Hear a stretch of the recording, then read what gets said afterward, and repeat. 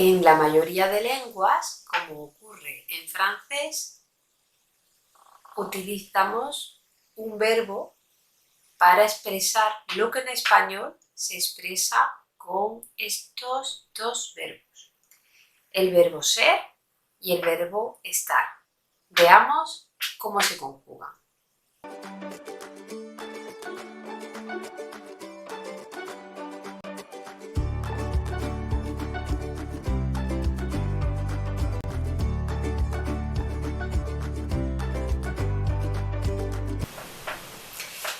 Y es que, en general, el verbo ser se utiliza para hablar de cualidades que pertenecen a la esencia del sujeto, su manera de ser. De esta forma, utilizamos el verbo ser para definir, para responder a la pregunta ¿qué es? Así podríamos decir, una mosca es un insecto. Una mesa es un mueble. También utilizamos el verbo ser para identificar personas. Es decir, podríamos, por ejemplo, explicar quién es el chico que aparece en la fotografía. ¿Quién es? Pues este chico es mi primo Juan. O podríamos presentar a un amigo y decir, este es mi amigo Juan. Él es mi amigo Juan. También utilizamos el verbo ser para hablar de la profesión y de la nacionalidad de las personas. Podemos decir, Claire es francesa, Sandra es española, Paloma es estudiante o Alejandro es telefonista, por ejemplo. Utilizamos también el verbo ser para describir objetos y describir personas tanto física como psicológicamente.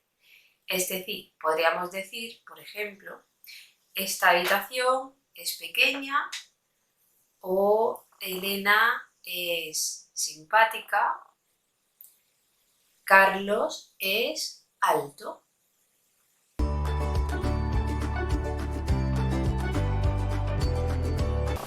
En general, el verbo estar se utiliza para hablar de situaciones que no pertenecen a la esencia del sujeto, su estado. Por eso utilizamos el verbo estar para hablar, por ejemplo, del estado de salud de una persona. Algunos ejemplos.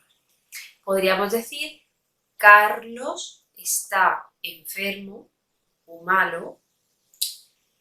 Y así también se podría decir, Lola está bien, está sana.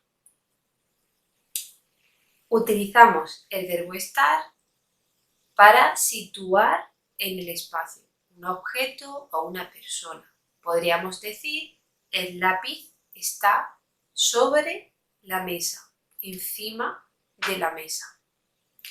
Y podríamos decir, Sandra está en casa o Luis está en el parque. También utilizamos el verbo estar para hablar de posiciones, posturas. Podríamos decir, estoy sentada o estoy de pie. Utilizamos el verbo estar también para hablar de estados de ánimo. Es decir, podríamos decir, estoy contenta, Luis está triste,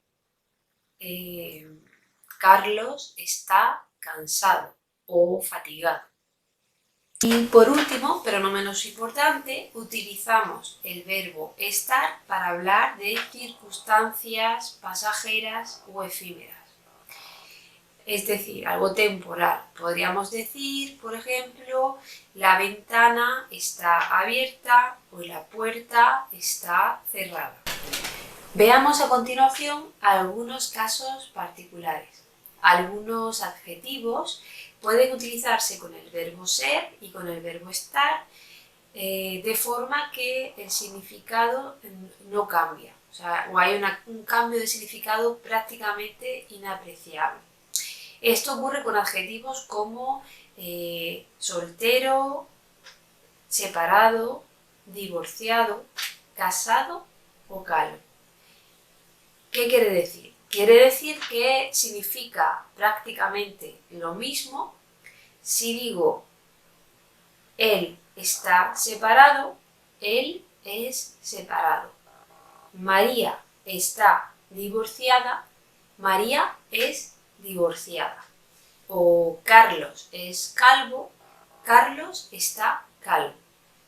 Con estos adjetivos se puede utilizar ser y estar. Otros adjetivos, por ejemplo, cambian de sentido si se utilizan con ser o con estar. Esto ocurre con adjetivos como moreno, orgulloso o celoso. Y es que no es lo mismo decir está moreno que es moreno. Estar moreno significa estar bronceado, con un tono de piel un poco más oscuro por haber tomado un poco el sol. Entonces sería estar moreno es igual a estar bronceado.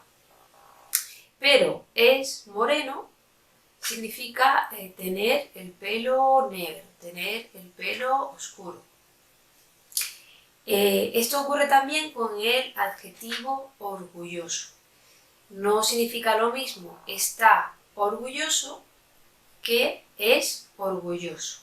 Estar orgulloso, por ejemplo, puedo decir estoy orgullosa de mi hijo Hugo porque ha obtenido muy buenas notas este curso. Pero si digo que Juan es orgulloso, por ejemplo, estoy haciendo referencia a algo negativo. Mientras que estar orgulloso es algo positivo, ser orgulloso es negativo. También hay un cambio de significado con el adjetivo celoso. Y es que estar celoso se considera que es algo temporal. Por ejemplo, Luis está celoso. Se considera que es algo puntual, algo temporal, algo que ocurre en un momento determinado.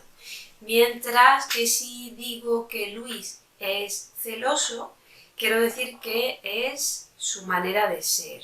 Siempre es celoso, siempre se comporta así, de esta forma. Mientras que otros adjetivos cambian totalmente de significado si se utilizan con ser o con estar. Esto ocurre con adjetivos como rico, bueno, malo o listo. Y es que si digo que estoy lista, es que estoy preparada. Estoy preparada. Por ejemplo, si me preguntan, bueno, Sandra, vamos a salir. ¿Estás lista? Sí, estoy lista, estoy preparada. Ya tengo mi bolso, tengo mi abrigo y podemos salir. Mientras que si digo Carlos es listo, quiero decir que Carlos es inteligente. Esa es la diferencia. Si digo también ser rico y estar rico, cuando hablamos de ser rico es para hablar de dinero. Por ejemplo, si digo él es rico, quiero decir que él tiene mucho dinero. Mientras que si digo está rico, por ejemplo, el pollo está rico, es que está bueno, tiene buen sabor. Y lo mismo ocurre con bueno. Ser bueno, si estamos hablando de una persona, atención, si una persona es buena, quiere decir que es buena persona. Se comporta bien, es agradable. Mientras que si hablo de un objeto, es bueno, este móvil es muy bueno. Quiere decir que funciona bien, tiene una buena calidad. En cambio, si digo está bueno, se utiliza para hablar del sabor de una comida, por ejemplo, la carne está buena. Quiero decir que tiene buen sabor. Cuando utilizamos el adjetivo malo, si utilizamos el verbo ser malo significaría comportarse mal. Por ejemplo, Luis es malo, pues se comporta mal o es mala persona incluso. Pero si decimos está malo, podemos emplearlo con dos sentidos diferentes. Si hablamos de una persona, Carlos está malo, significa que Carlos está enfermo, no se encuentra bien.